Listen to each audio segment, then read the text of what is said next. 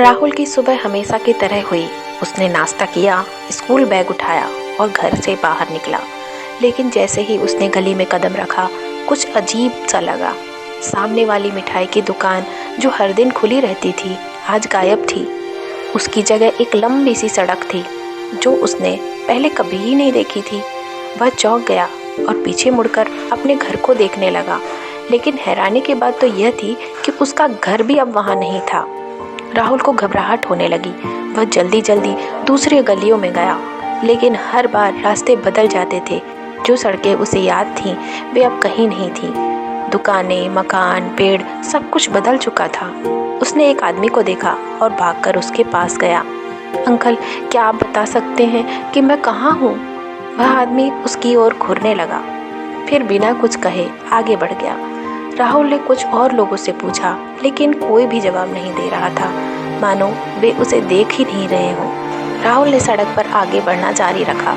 उसे दूर एक पुराना बोर्ड दिखाई दिया जिस पर लिखा था, जो खो गया है वह कभी लौट नहीं सकता। राहुल का दिल तेजी से धड़कने लगा। उसे समझ में ही नहीं आ रहा था कि अब वह क्या करे, ये सब क्या हो रहा है। तभी अचानक उसके कानों में एक धीमी सी फुसफुसाहट सुनाई दी, रास्ता खोजो, नहीं तो तुम हमेशा के लिए यहाँ रह जाओगे। अब राहुल पूरी ताकत से दौड़ने लगा। वह किसी भी तरह से इस शहर से बाहर निकलना चाहता था, लेकिन जितना वह दौड़ता उतना ही सब कुछ घूमने लगता।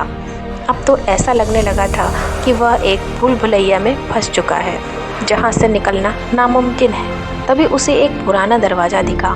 उसके ऊपर लिखा था, सही रास्ता वही है जो दिल दिखाए। राहुल रुका। उसने गहरी सांस ली और आंखें बंद कर ली। उसे याद आया कि उसकी माँ हमेशा कहती थी, अगर रास्ता न मिले तो खुद पर भरोसा रखो। राहुल ने अपनी आंखें खोली और बिना सोचे समझे आगे बढ़ने लगा। जैसे ही उसने दरवाज़ा खोला, एक तेज रोशनी फैली और अचानक वह अपने घर के दरवाजे पर खड़ा था। सब कुछ पहले जैसा था। गली, दुकानें, घर, सब वैसा ही था। यह सब क्या था? उसने खुद से पूछा। उसी समय उसकी माँ ने दरवाज़ा खोला। राहुल, तुम कब से बाहर खड़े हो? राहुल ने घड़ी देखी।